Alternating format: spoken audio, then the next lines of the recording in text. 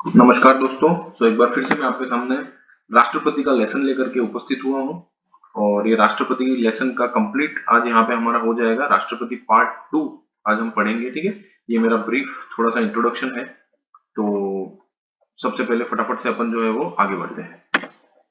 सबसे पहले राष्ट्रपति की शक्तियां हमारे यहाँ पे थी। तो सबसे पहले राष्ट्रपति की वित्तीय शक्तियां कौन कौन सी होती है। सबसे पहले क्या है, धन विधेयक जो होते हैं वो राष्ट्रपति की पूर्वानुमति से ही संसद में पेश होते हैं। ये बजट हमारा वार्षिक वित्तीय विवरण जो कि अनुच्छेद 112 के अंतर्गत आता है उसको संसद के समक्ष प्रस्तुत करता है। किसी भी प्रकार का अनुदान अगर देना है तो वो राष्ट्रपति की अनुमति के साथ ही दिया जाता है। केंद्र सरकार की एक आकस्मिक निधि होती है। उस आकस्मिक निधि से किसी भी अदृश्य खर्चे के लिए अगर अग्रिम भुगतान चाहिए, अग्रिम भुगतान मतलब पहले पैसा करना है, देना है, तो वो भी राष्ट्रपति की अनुमति से ही जाता है। और हर 5 साल में राष्ट्रपति जो है वो एक वित्त आयोग का गठन करता है। वित्त आयोग क्या करता है, केंद्र और राज्य के मध्य जो है वो पैसे के बंटवारे, मतलब जो भी केंद्र को आय होती है उसके पैसे के बंटवारे का जो है वो ये निर्धारण करता है। उसे वित्त आयोग का गठन राष्ट्रपति करता है। न्यायिक शक्तियां राष्ट्रपति की क्या क्या होती हैं।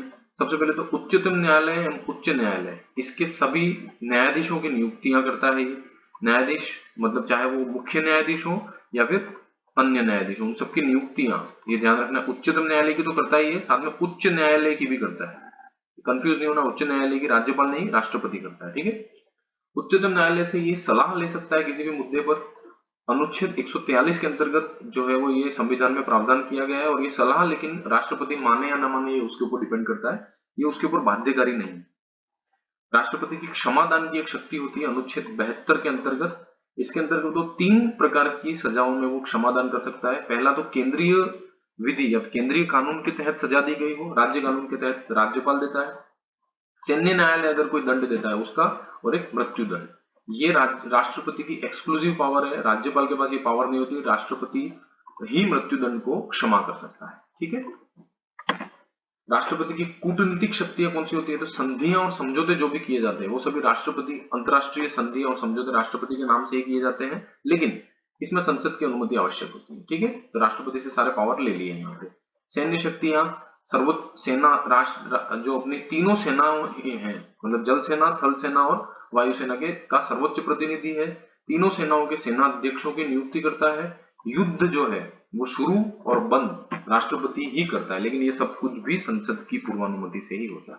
ठीक है, राष्ट्रपति के पास कुछ आपातकालीन शक्तियां होती है, इसके लिए हम अलग से एक लेसन बनाएंगे। शॉर्टकट में एक तो राष्ट्रीय आपातकाल अनुच्छेद 352 में आता है, राष्ट्रपति शासन अनुच्छेद 356, और अभी बहुत चर्चा में था ये कोरोना काल में कि वित्तीय आपातकाल देश में लग सकता है, वित्तीय आपातकाल देश में लग सकता है, ये अनुच्छेद 360 के अंतर्गत आता है। ठीक है, उसके बाद देखते हैं अभी राष्ट्रपति की वीटो शक्ति। यहाँ ये बहुत इंपॉर्टेंट है, राष्ट्रपति की वीटो शक्ति। संसद द्वारा पारित विधेयक जो है राष्ट्रपति के पास आता है तो उसके पास में 3 विकल्प होते हैं। अनुच्छेद 111 के अंतर्गत ये कहा गया है, या तो वो उसको स्वीकृति दे दें, नॉर्मल एकदम सबसे सिंपल विकल्प है, या फिर उसको वो पुनर्विचार के लिए संसद के पास वापस भेज दे। ठीक है, लेकिन अगर संसद पुनर्विचार के लिए भेजे गए उस विधेयक को बिना किसी अमेंडमेंट के या बिना किसी सुधार के भी अगर वापस भेज दे या फिर कुछ सुधार के साथ में वापस भेज देते तो राष्ट्रपति को स्वीकृत करना जो है वो अनिवार्य होता है। ये संविधान संशोधन अधिनियम जो है वो 42वां संविधान संशोधन अधिनियम हुआ था और एक 44वां हुआ था जिसको हम आगे पढ़ेंगे। इन दोनों के तहत जो है वो ये व्यवस्था लागू हुई। या फिर वो क्या कर सकता है कि वो अपनी स्वीकृति को सुरक्षित रख सकता है कि भाई नहीं, मुझे कुछ मतलब मुझे कोई निर्णय इस पे अभी नहीं देना है, मैं अपनी स्वीकृति को जो है वो सुरक्षित रखूंगा। ये सुरक्षित स्वीकृति रखने वाला जो प्रावधान है वो क्यों किया गया है, एक तो संसद को जल्दबाजी में कोई कानून बनाने से रोकना, और दूसरा कि कोई असंवैधानिक विधेयक अगर आ जाता है तो उसको रोकने के लिए इन दोनों चीजों के लिए जो है वो ये सुरक्षित स्वीकृति या स्वीकृति को सुरक्षित रखने वाला कानून जो है या प्रावधान जो है वो संविधान में रखा गया है। ठीक है, वीटो शक्तियां कुल 4 प्रकार की वीटो शक्तियां होती है, ध्यान रखना है। अत्यंतिक वीटो, विशेषित वीटो, निलंबनकारी वीटो और पॉकेट वीटो। ठीक है, विशेषित वीटो अपन पढ़ेंगे बाद में। अत्यंतिक वीटो सबसे पहले कौन सा होता है, ये इसके अंतर्गत क्या होता है, राष्ट्रपति जो है वो अपना अपना जो निर्णय है उसको सुरक्षित रख सकता है, ये अत्यंतिक वीटो है, नंबर 3। ठीक है, इसके अंतर्गत वो सुरक्षित रख देता है और उसमें कोई वो अपना आगे ओपिनियन देता ही नहीं है, ना तो स्वीकृत करता है ना उसको रिजेक्ट करता है। ठीक है, तो रिजेक्ट वो कर ही नहीं सकता है, वैसे पुनर्विचार के लिए नहीं भेजता है। तो उसमें गैर सरकारी सदस्य का विधेयक हो या फिर मंत्रिमंडल अगर विघटित हो गया हो, इन दो केसेस में ही अत्यंतिक वीटो का राष्ट्रपति यूज करता है। ठीक है, निलंबनकारी वीटो में क्या हो गया, इसमें वो पुनर्विचार के लिए भेज देता है, लेकिन अगर वो विधेयक धन विधेयक है तो उसको वो पुनर्विचार के लिए नहीं भेज सकता है। क्यों नहीं भेज सकता है? क्योंकि धन विधेयक में राष्ट्रपति की पूर्वानुमति पहले ही ले ली जाती है। ठीक है, तो ये निलंबनकारी वीटो में पुनर्विचार के लिए भेजता है, लेकिन पुनर्विचार होने के बाद भी अगर संसद उसको साधारण बहुमत से पास कर दे तो भी राष्ट्रपति को उस पर अपनी स्वीकृति देनी होती है। ये विशेषित वीटो जो है वो राष्ट्रपति के पास नहीं होता है, क्योंकि अमेरिका में क्या होता है कि भाई पहले के बहुमत से उच्च बहुमत हो, अगर वो पुनर्विचार के लिए वापस भेजा तो ही वो राष्ट्रपति स्वीकृत करता है। ठीक है, इसको विशेषित वीटो कहते हैं, जो भारत के राष्ट्रपति के पास में नहीं। भारत के राष्ट्रपति के पास में निलंबनकारी वीटो होता है। तीसरा होता है पॉकेट वीटो। इसमें राष्ट्रपति क्या करता है, उसको उस विधेयक को जो है वो मोड़ मार के और अपने जेब में डाल देता है, मतलब पॉकेट में डाल देता है, वो उस पर कोई निर्णय नहीं करता है। तो इसमें अगर ये संविधान संशोधन विधेयक होता है तो उसमें वो ऐसा नहीं कर सकता है। 24वें संविधान संशोधन के अंतर्गत 1971 में ये प्रावधान किया गया है कि संविधान संशोधन विधेयक पे राष्ट्रपति को अपनी स्वीकृति देनी ही है। ठीक है, उसको उसमें वो वीटो पावर का यूज नहीं कर सकता है। अभी अगर वो कोई निर्णय नहीं देता है अगर राष्ट्रपति, तो वो विधेयक को अनिश्चित काल के लिए लंबित कर देता है। इसके लिए कोई टाइम पीरियड निर्धारित हमारे संविधान में नहीं किया गया। अमेरिका में क्या है, 10 दिन का टाइम दिया गया है, 10 दिन के अंदर अंदर जो है वो उसको पुनर्विचार के लिए वापस लौटाना होता है। ज्ञानी जैल सिंह ने जो है वो पॉकेट वीटो का उपयोग किया था डाक संशोधन अधिनियम, जब राजीव गांधी जी जो थे वो भारत के प्रधानमंत्री थे, उस टाइम पे इन्होंने इसका उपयोग किया था। ठीक है, तो ये ज्ञानी जैल सिंह वाला एग्जाम्पल अपने को याद रखना है। अध्यादेश जारी करने की शक्ति राष्ट्रपति के अनुच्छेद 123 के अंतर्गत आती है। अध्यादेश केवल और केवल संसद के सत्रावसान में ही जारी होते हैं। अगर संसद का सत्र चल रहा है तो अध्यादेश जारी नहीं होते हैं। इसलिए हम कह सकते हैं कि ये विधायिका के समानांतर शक्ति नहीं है, जबकि ये विधायिका के समविस्तीर्ण, ये समविस्तीर्ण लिखा हुआ है। ठीक है, समविस्तीर्ण शक्ति है। ठीक है, मतलब जब संसद नहीं चल रही होती है तब अध्यादेश जारी होते हैं। इसमें कूपर केस में ये बोला गया कि राष्ट्रपति की जो संतुष्टि, मतलब हम मुझे अध्यादेश जारी करना है कि नहीं करना है, राष्ट्रपति संतुष्ट किस प्रकार से हो, इसको असद्भाव, केवल और केवल असद्भाव के आधार पर इस पर न्यायिक चुनौती इसको दी जा सकती है। ठीक है, संसद के समविस्तीर्ण मतलब इसकी सारी सीमाएं जो है वो संसद के समान ही होती है। संसद के विधेयक को जारी करने की जो जो सीमाएं हैं वो इसकी भी है, और जो जो संसद के विधेयक में शक्तियां हैं वो सब इसमें भी होती है। तो इसमें क्या होता है, अगर अध्यादेश जारी हुआ तो संसद की जब पुनः बैठक होती है उसके 6 सप्ताह के अंदर अंदर अगर अध्यादेश संसद में पारित नहीं होता है तो वो रद्द हो जाता है। संसद उसको पहले भी रद्द कर सकती है। तो अगर हम ये कह सकते हैं कि बस अध्यादेश की वैलिडिटी या वैधता अधिकतम कितनी होती है, तो 6 माह होती है, क्योंकि संसद के 2 सत्रों के बीच में 6 माह का गैप होता है। और न्यूनतम कितनी होती है, तो 6 सप्ताह होती है। ठीक है, अध्यादेश जो है वो केंद्रीय मंत्रिमंडल की सलाह पर ही राष्ट्रपति पारित करता है, मतलब कि ये शक्ति भी प्रधानमंत्री के हाथ में आ गई। पूर्ववर्ती मतलब प्रभाव से भी इसको लागू किया जाए, जैसे संसद के कानूनों को पूर्ववर्ती प्रभाव से मतलब बैक डेट में भी इसको लागू कर सकते हैं। और अगर अध्यादेश से, लेकिन ये चीज है कि अध्यादेश से क्या संविधान संशोधन किया जा सकता है, तो नहीं किया जा सकता है। क्रॉस का मतलब नहीं है, वाई का मतलब यस है। ठीक है, तो संविधान संशोधन अध्यादेश से नहीं किया जा सकता है। अध्यादेश को पुनः पारित किया जा सकता है, यस, उसको पुनः पारित किया जा सकता है, लेकिन अगर बार बार तुम जो है वो एक ही अध्यादेश को बिना किसी अमेंडमेंट के या बिना किसी इंप्रूवमेंट के अगर बार बार लागू कर रहे हो तो ऐसा नहीं होता है, अकारण ऐसा नहीं किया जा सकता है।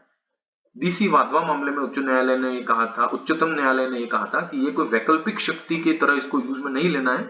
आपको अध्यादेश जारी करते हैं आप, उसके तुरंत बाद में आपको ये कोशिश करनी है कि भाई ये जल्दी से जल्दी संसद से पारित हो जाए और नियम बन जाए। ठीक है, राष्ट्रपति की क्षमा दान करने की शक्ति हम पढ़ेंगे, अनुच्छेद 72 के अंतर्गत आती है। क्षमा मतलब कि इसकी 5 प्रकार की शक्तियां हैं। ठीक है, पहली क्या है, क्षमा मतलब कि उसको अपने दंड से पूर्णतः मुक्त करती है। लघुकरण मतलब दंड का स्वरूप बदल दे, अवधि वही की वही रहेगी, स्वरूप बदलना है, जैसे मृत्यु दंड को उन्होंने आजीवन कारावास में बदल दिया।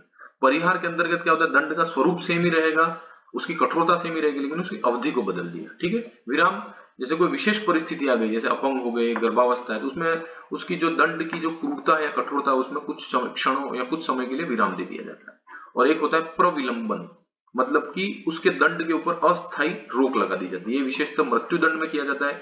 किसी भी प्रार्थी को जिसको मृत्यु दंड दिया गया है उस पर अस्थायी प्रकार से रोक लगा दी जाती है, ताकि वो अपनी क्षमा या ये सब क्षमा के लिए जो है वो अप्लाई कर सके, अपने न्यायिक जो भी हथियार है उनको यूज कर सके। ठीक है, इस क्षमादान की शक्ति के लिए उच्चतम न्यायालय ने कुछ सिद्धांत बना दिए हैं। क्या है, कि प्रार्थी को मौखिक सुनवाई का अधिकार नहीं। ठीक है, राष्ट्रपति चाहे तो साक्ष्य का पुनः अध्ययन कर सकता है, उसके विचार न्यायालय से भिन्न भी हो सकते हैं। केंद्रीय मंत्रिमंडल की सलाह पर ही ये क्षमादान की शक्ति का उपयोग किया जाता है। राष्ट्रपति जो है वो क्षमा करने के कारण बताने के लिए बाध्य नहीं है। किसी और प्रमाणिक भूल के लिए भी जो है वो राष्ट्रपति राहत दे सकता है, न केवल न्यायिक बल्कि प्रमाणिक भूल के लिए भी। राष्ट्रपति की क्षमादान की शक्ति की न्यायिक समीक्षा नहीं होती है, केवल और केवल उसी केस में हो सकती है जब राष्ट्रपति का निर्णय स्वेच्छाचारी, भेदभावपूर्ण या विवेक रहित हो। और एक बार अगर राष्ट्रपति ने क्षमादान की याचिका को रद्द कर दिया तो फिर उसको हम वो वापिस से जो है वो क्षमादान के लिए उसमें अप्लाई नहीं कर सकता है। ठीक है, अभी राष्ट्रपति की संवैधानिक स्थिति देखते हैं हम। राष्ट्रपति जो है वो राष्ट्र का प्रमुख तो होता है, लेकिन वो कार्यकारी प्रमुख नहीं होता है। ठीक है, मतलब उसके हाथ में कोई शक्तियां नहीं होती, वो कुछ काम नहीं कर सकता है। तो ये केवल और केवल राष्ट्रपति क्या होता है, मोहर की तरफ होता है। एक मोहर होता है जो कि प्रधानमंत्री लगाता है उसके सभी निर्णयों के ऊपर। 3 अनुच्छेद हमें स्टडी करने हैं। पहला है अनुच्छेद 53। इसके अंतर्गत क्या है, संघ की कार्यपालिका शक्ति राष्ट्रपति में निहित होगी, वो उसे स्वयं यूज करेगा या फिर उसके अधीनस्थ अधिकारियों के माध्यम से उपयोग करेगा। ठीक है, अनुच्छेद 74 के अंतर्गत यह कहा गया कि राष्ट्रपति जो है वो मंत्रिपरिषद की सलाह पर ही कार्य करेगा और मंत्रिपरिषद की सलाह उसके ऊपर बाध्यकारी होती है, ये भी कहा गया। और अनुच्छेद 75 में यह कहा गया कि मंत्रिपरिषद लोकसभा के प्रति सामूहिक रूप से उत्तरदायी। ठीक है, ये हमारे संसदीय व्यवस्था की नींव है, क्योंकि हमारी भारत में संसदीय व्यवस्था है उसकी नींव है ये अनुच्छेद 75 कि मंत्रिपरिषद राष्ट्रपति के प्रति उत्तरदायी नहीं है, लोकसभा के प्रति उत्तरदायी। ठीक है, अभी देखते हैं 42वां संविधान संशोधन हुआ। इसमें यह कहा गया कि मंत्रिपरिषद की सलाह जो है वो राष्ट्रपति के ऊपर बाध्यकारी है। 44वां संशोधन हुआ, इसमें क्या हुआ कि इसमें ये बाध्यकारी सलाह जो है उसमें राष्ट्रपति को थोड़ा सा छूट दे दिया कि वो पुनर्विचार के लिए एक बार भेज सकता है। ये 1978 में हुआ था। ठीक है, ये इंदिरा गांधी के समय हुआ था, ये मोरारजी देसाई के समय में हुआ था। ठीक है, पारिस्थितिकीय विवेक स्वतंत्रता राष्ट्रपति के पास में कुछ होती है, जैसे कि अगर कोई अपरिहार्य कारण हो गए, जैसे कि प्रधानमंत्री की मृत्यु हो जाती है या फिर लोकसभा में जो है वो किसी एक पार्टी को बहुमत नहीं मिलता है, उस टाइम पे वो प्रधानमंत्री की नियुक्ति के लिए जो है वो किसी को भी आमंत्रित कर सकता है। ठीक है, अगर मंत्रिमंडल जो है वो विश्वास मत खो देता है तो मंत्रिमंडल को विघटित कर सकता है, और मंत्रिमंडल ने अगर बहुमत खो दिया है तो लोकसभा को भी राष्ट्रपति विघटित कर सकता है। ये 3 उसकी स्व विवेक के आधार पर शक्तियां होती हैं। कुछ महत्वपूर्ण अनुच्छेद हैं जो पहले भी अपन ने पढ़े, लेकिन यहाँ पर रिवीजन कर लेते हैं। अनुच्छेद 52 भारत के राष्ट्रपति होंगे, भारत में एक राष्ट्रपति होंगे, ये कहा गया है। अनुच्छेद 61 महाभियोग, 72 क्षमादान, 74 मंत्रिपरिषद द्वारा सलाह देना, 78 प्रधानमंत्री द्वारा सूचना देना। ठीक है, प्रधानमंत्री से जो सूचना मांगता है ये। 111 विधेयकों पर सहमति, 112 बजट, 123 अध्यादेश और 143 सर्वोच्च न्यायालय से सलाह, जो कि उसके ऊपर बाध्यकारी नहीं होती है। ये सभी अनुच्छेद इंपॉर्टेंट है, इनको भी याद रखना है आपको। ठीक है, so thank you so much. आप प्लीज मेरे चैनल को सब्सक्राइब कीजिए, लाइक कीजिए और अपने दोस्तों के साथ जो भी पढ़ाई वढ़ाई करना चाहते हैं, तैयारी करना चाहते हैं, उनके साथ में प्लीज शेयर कीजिए। ठीक है, thank you so much and all the best.